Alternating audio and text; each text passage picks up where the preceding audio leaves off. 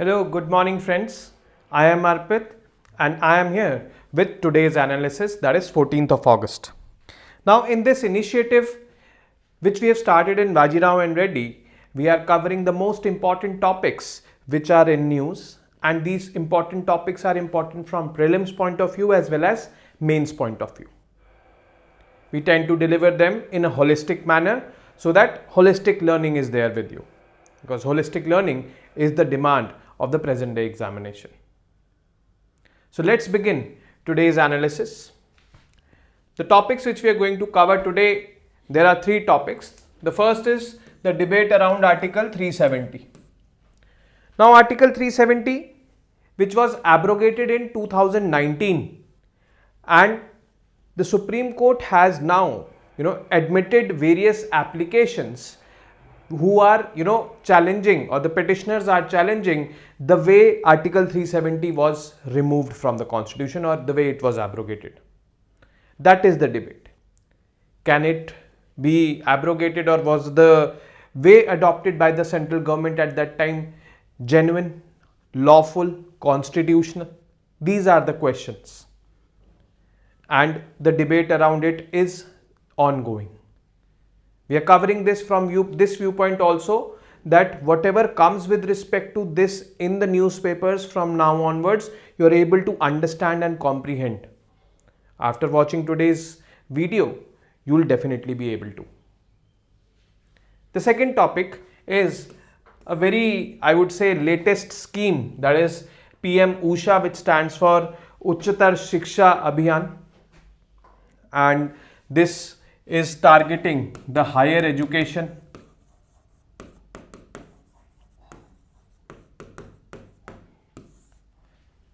Now have you imagined how many of you, or how many of, I would say, the youth are going for higher education?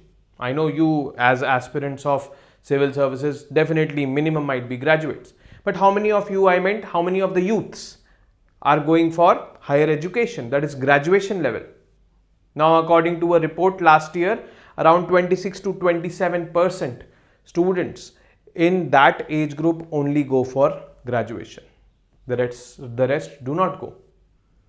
We have rolled out the National Education Policy in 2020. The National Education Policy also targets 50% gross enrollment ratio in higher education by 2035. This is alarming. This is the target, 50% gross enrollment ratio by 2035 in higher education. So this PM Usha basically wants to achieve this target in one way or the other. Apart from it, it also targets other things. There are more details to this particular scheme, why this was in news and all, we'll see. Then next is India-China military talks. They are starting today. The 19th round of talks are starting, and we should know what is the background of these talks, what is the background of the conflict, which areas are under conflict right now in the Ladakh region. So we'll all cover this piece of news by the maps, by the use of maps. What was India doing? Why did the clashes start in 2020? Then obviously those Galwan Valley clashes. What was the main reason behind that? What is the persisting challenge in the Ladakh region? So all these we'll be covering, and from this particular topic also, whatever will come in the newspapers in the time to come, you will be able to get or connect. Now, the debate around Article 370, the first topic. Now, the Supreme Court of India began hearing the constitutional challenge to 2019 abrogation of Article 370 of the Constitution, which granted special status to Jammu and Kashmir. Now, what is this special status to Jammu and Kashmir granted by Article 370? Let's go back in the history and let's, understand that why this Article 370 was given. What is there in Article 370 we will see, but why this article was given. Now, when the Britishers were here, there were two types of territories in India. First were British India,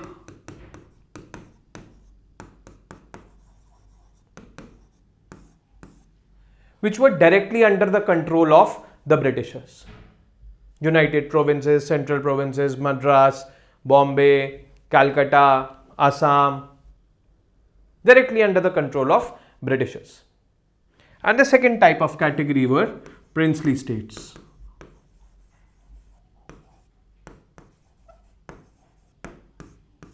Princely states per se were not under the direct control of the Britishers but indirect. Did the princely states have sovereignty? No, they did not have sovereignty. They could not manage their foreign affairs, they could not manage their military affairs without the permission of Britishers. So they were indirectly under the control of the Britishers, but there was a prince or a ruler was there who was managing the daily or day-to-day administration. Now, British India was divided into India and Pakistan. The Muslim dominated regions became Pakistan. The Hindu dominated regions became India. For the princely states, they had three choices. They could either go to India, or they could either go to Pakistan, or they could remain independent. Jammu and Kashmir, one such princely state, ruled by a Hindu ruler, Maharaja Hari Singh, comprising of around 77% of Muslim population. Initially decided to neither come to India nor to Pakistan. He decided to remain an independent country. While both India and Pakistan were eyeing Kashmir, that Kashmir should be part of us because of its geostrategic location primarily. The Pakistan was wanting it because of the majority Muslim population. We were wanting it because it was our Sarkataj strategic location. But Maharaja Hari Singh had different plans. He said, no, I'm not going to neither to India, neither to Pakistan. And hence decided to remain independent. But, what happened?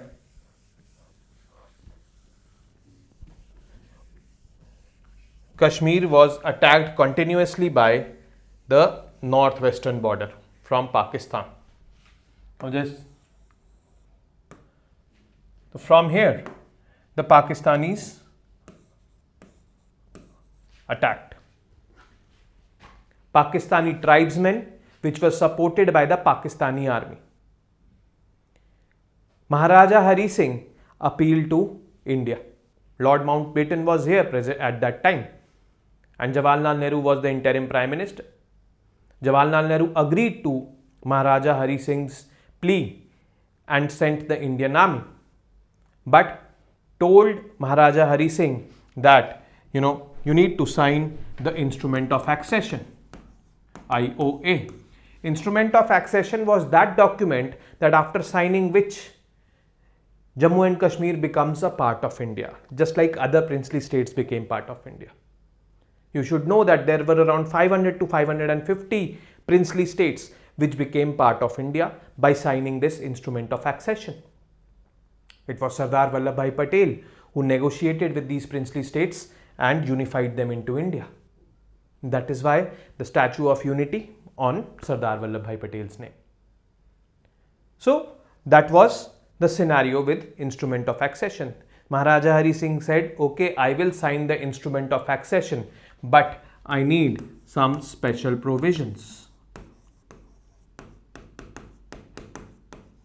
for my state. Those special provisions were given in the form of Article 370. What kind of special provisions? Jammu and Kashmir was allowed to have its own constitution. The laws made by the Parliament of India will not be applicable. Only three subjects on which the Parliament of India was making laws, that was external affairs, defense and communications. These three subjects, the laws made by the Parliament of India will be applicable in Jammu and Kashmir. The rest of the subjects on which the laws will be made will not be automatically applicable to Jammu and Kashmir, but with the consent of the Assembly of Jammu and Kashmir. So these were some special protections given to the state of Jammu and Kashmir via Article 370. ठीक है, so this was Article 370's, I would say, genesis. But let's continue and complete this story. Instrument of accession was signed. The Indian troops were dispatched, and when the Indian troops were dispatched, they were successful in pushing them back. These Pakistani forces or Pakistani tribesmen, they were ruthless in their way. They were blowing everything, they were looting, they were raping women, killing people including children, blowing up the infrastructure. They blew up some bridges and all, which cut connectivity. But Indian forces, they overpowered them, and they were pushing them back. But I don't know what wisdom struck Jawaharlal Nehru. Jawaharlal Nehru approached the United Nations for a peaceful resolution on the Kashmir issue. Maybe I think this Jawaharlal Nehru did not want it to be labeled as a country which has occupied Kashmir by using force, because we were a liberal democracy, peace-loving country. He wanted to project the image of India as such. There are some political experts and historians who have this viewpoint. But anyways, he approached the UN.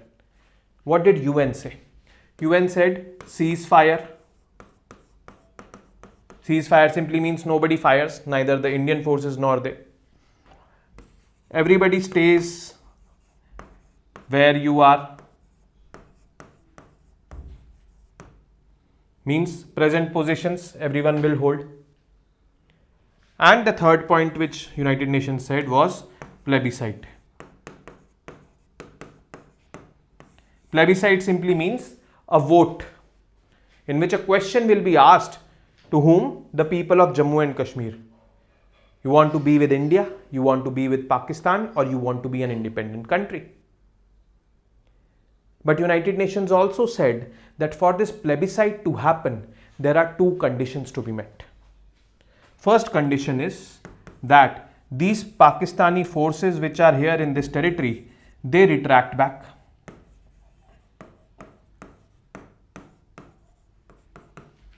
To their original territory. And second was that both agree. Both means India and Pakistan both agree for this plebiscite to happen. Means there was consensus needed on this plebiscite to happen. The Pakistani forces never retracted back. We as a country, means India, never gave a yes for this plebiscite to happen. As a result, plebiscite has not yet happened. So everybody is still staying where they are. This line has become LOC. This has become Pakistan occupied Kashmir. This has become Indian occupied Kashmir, where Article 370 was implied. So this was the brief story of how Article 370 came into picture, how POK got formed, how LOC was drawn, what UN said with respect to Kashmir. And now the issue is, in 2019, the government of India abrogated Article 370, means it has taken away the special powers given to the state of Jammu and Kashmir, made Jammu and Kashmir as a union territory, not a state also, a union territory under the government of India. Actually, 2 union territories were carved out in 2019 out of the existing Jammu and Kashmir. One was the union territory of Ladakh and the other one was the union territory of Jammu and Kashmir. Union territory means a territory where union means center's laws are directly applicable. The question is, the abrogation of Article 370 from the Constitution, was it justiciable? The way you abrogated it, the way you means the central government abrogated it, is it justiciable or not? What is Article 370? The details we'll read.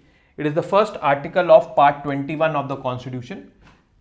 See this word. It is temporary, transitional and special provisions for the state of Jammu and Kashmir. The first word is temporary, which can be interpreted in such a way that it can be removed since it is temporary. Now it exempts J&K from the application of Constitution of India. So Constitution of India will not be applied over there, but the paradox is Article 370 itself was in the Constitution. So except Article 1, which has all the names of states and union territories, and Article 370 itself, and permits the state to draft its own constitution. So around 1949-50 they formed their constituent assembly, which was responsible for forming the constitution of Jammu and Kashmir. So their constitution will be applicable over there. Our constitution will not be applicable except Article 1, which has the names of states and union territories, and Article 370. But with the abrogation of Article 370, all the articles of the constitution are applicable. Article 370 is described as a tunnel through which the constitution was applied to J&K.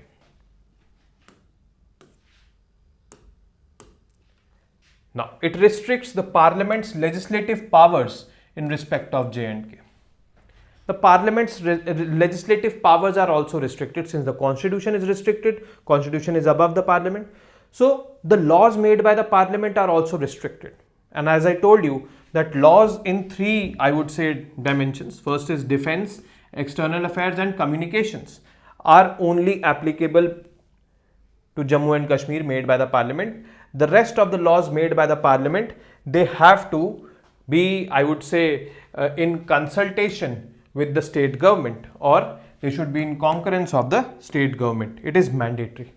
Without the concurrence of the state, I would say, government or the state legislative assembly of Jammu and Kashmir, these laws made by the parliament will not be applicable to Jammu and Kashmir. Okay, so that was written in Article 370. Now, provisions for deletion of Article 370, this is very interesting. And on this particular heading, in this particular slide, you will come to know that how center removed it. Was it legal? Was it illegal? Things like these.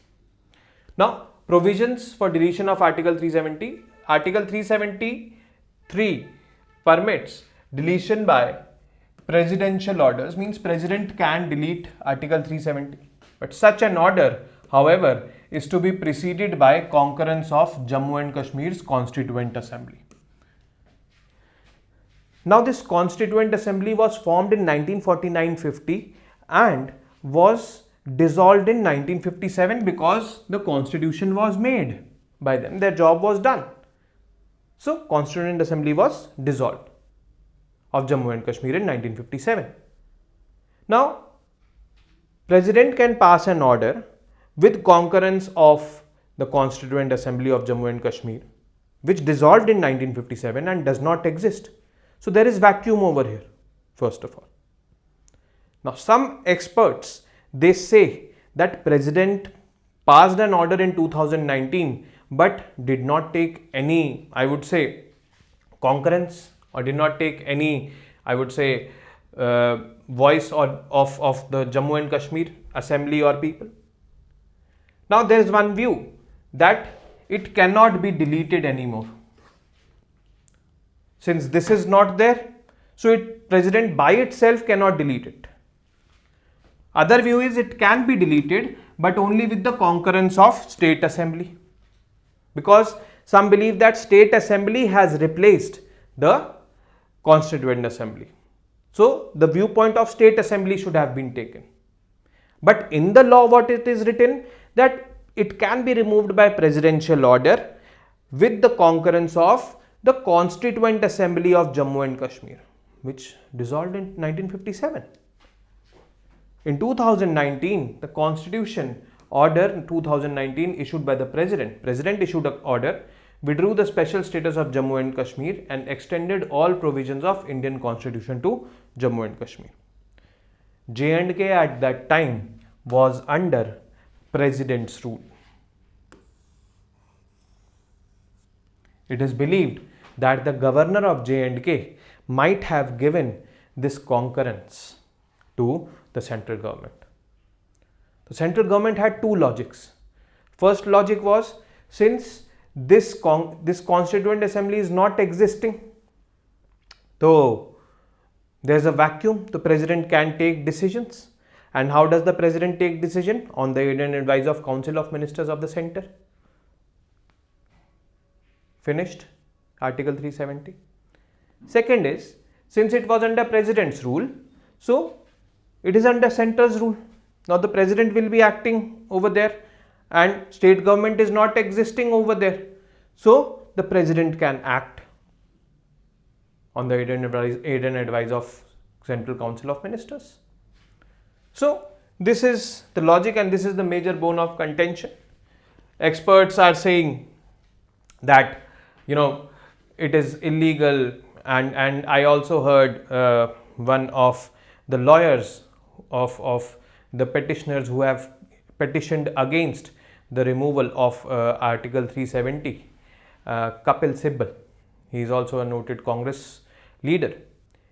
He was asking, or he was saying to the Supreme Court judge, CJI only, that a plebiscite should be there. People should be asked of Jammu and Kashmir that Article 370 should have been removed or not. The CJI said no plebiscite will happen. We are living in a democracy, and in a democracy, representative democracy is enough for the people's voice. No plebiscite as such will happen for this particular Article 370. So this was there. So keep following the news and keep following the developments, whatever judgment the Supreme Court gives with respect to this. Next is PM Usha. What does PM Usha stands for? Pradhan Mantri Uchchatar Shiksha Abhiyan. Why in news? 14 states yet to join the scheme. And what is PM Usha targeting? Higher education in India as per National Education Policy. Now I repeat here, as per National Education Policy 2020, gross enrollment ratio target for higher education is 50% by 2035. The present is somewhere around 27-28%, which is very, very low. How will we become developed by 2047? Are we truly living in an Amrit Kal if we are not educated, if we are not skilled, if only 28% of our youth are educated or higher educated? So this needs to be addressed. This definitely needs to be addressed. If this is addressed, half of the job is done. So this scheme is there. Now focus areas of PM Usha: equity, access and inclusion. Now let us understand the concept of equity. To understand the concept of equity, let's suppose this is a wall and a cricket match is being played over here across the wall. There are three, I would say, friends who want to watch this match. One's height is big enough, so he is watching it, he is able to watch it.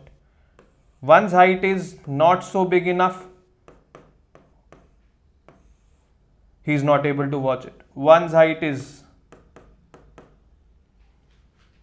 very short, he is also not able to watch this. Now, what we do is, we give them a ladder. We don't need to give a ladder to this person. This person is able to watch the match. We give a ladder to this person. So he is able to watch the match. We give a ladder to this person also. He is also able to watch the match. Now the length of ladder is different. We gave a shorter ladder to this, a longer ladder to this, who was much shorter. He needed a short, or I would say less height of ladder, so less height of ladder is given to him. And he did not need any ladder, so no ladder is given to him. As a result, all three of them are equal now. All three of them are able to watch the match. The concept of equity is this: give that much to the needy, and if someone is more needy, give more to that person. So that equity leads to equality. We need to bring in this in higher education. Those who are most deprived should be given more support. Access to education. Higher education institutes should be there in almost all the districts. Inclusion, poorest of the poor should be included, or marginalized of the marginalized should be included. Then developing quality teaching and learning processes. It is not only establishing colleges and all, but what if teachers are not there? What if curriculum is not being taught over there? That should be also followed. Accreditation of non-accredited institutes and improving accreditation. Accreditation means approvals, or I would say like there are certain bodies like UGC approved or NAAC accredited, AICTE accredited. So this accreditation agencies should be there as watchdogs over those higher education institutes to watch their functioning. This should be there. ICT based digital infrastructure. ICT is information and communication technology, basically digital technology. This should be there in that particular institute. And enhancing employability through multidisciplinarity. Employability means you should be making employment ready, I would say, workforce in those colleges, and you should be teaching them multidisciplinary subjects as envisaged by National Education Policy also, so that when they complete their graduation, they are dynamic individuals who can, work in maximum of the fields. Now, institutional structure of PM Usha, central level structure, a national mission authority will be there, which would be headed by the Honorable Education Minister, Government of India. Project Approval Board will be there, which would be headed by Secretary, Higher Education, Government of India. National Project Directorate will be there, Technical Support Group will be there. State level structure, State Higher Education Council, State Project Directorate and State Technical Support Group. These three at the state level are there. An institutional level structure, there should be Board of Governors and Project Monitoring Unit. Now, the institutional structure is there, the focus areas of PM Usha are there, but this problem is also there. 14 states yet to join the scheme. It should be the responsibility of the central government to bring all the states on one platform. If the central government fails to bring all the states on one platform, it will not only be a failure of PM Usha, but it will also be the failure of Government of India. And it will also be a failure of national education policy. We will not be able to meet the target by 2035, which is essential. In all, it will be a failure of India as a country. So, this is very important. And the last piece which we are going to cover today is India-China military talks. When I talk about India-China military talks, so both of these countries are facing military standoffs since 2020 in the Ladakh region. 2020, the COVID years, when we saw those episodes of soldiers fist fighting in the Galwan Valley region. The problems are going on since then. This is the third year running. Now, claim by India is that China has misinterpreted the line of actual control, which is the border between India and China, and has made military bases inside the LAC.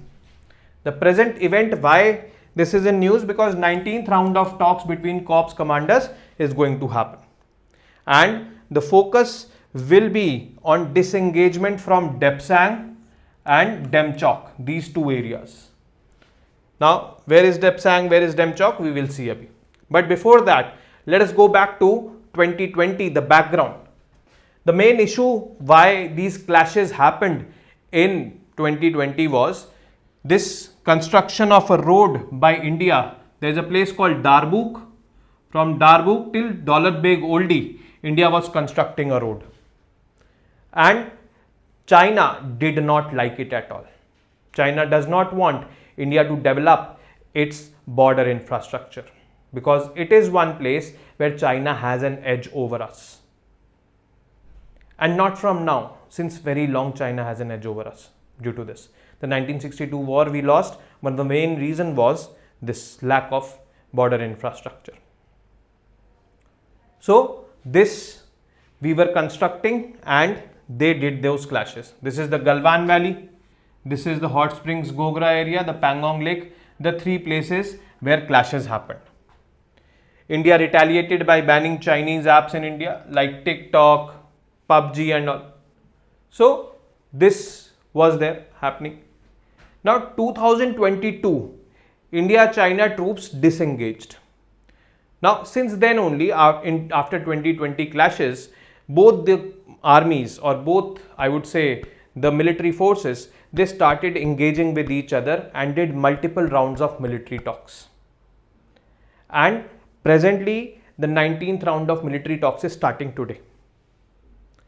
But when the 16th round of military talks happened, that is last year in 2022, the Chinese went back from Gogra Hot Springs areas. Now when I talk about Gogra Post is here. So in 2022, India-China troops disengagement happened. Indian and Chinese troops kicked off disengagement from patrolling point 15 in the Gogra Hot Springs area of eastern Ladakh. The SCO, that is Shanghai Cooperation Organization meeting was coming, where Prime Minister of India had to attend the meeting, as well as the Chinese President Xi Jinping had to attend that meeting. A coincidence here is that next month, that is September, the G20 summit is coming, which is being obviously hosted by India and to be attended by Chinese President as well. We should be hopeful that some positive outcome comes out of this 19th round of talks. Now, on September 8, 2022, according to the consensus reached in the 16th round of India-China Corps Commander level meeting, the Indian and Chinese troops in the area of Gogra Hot Springs, Patrol Point 15, have begun to disengage in a coordinated and planned way. Begin to disengage means Chinese people are going back, we are coming back, and the older LAC has been restored. Now, coming to the previous slide, we were building a road, and the Chinese claims were that this road being built by India is in our territory. The red line which you are seeing is basically the LAC which is claimed by India. But Chinese people, they said that LAC is this.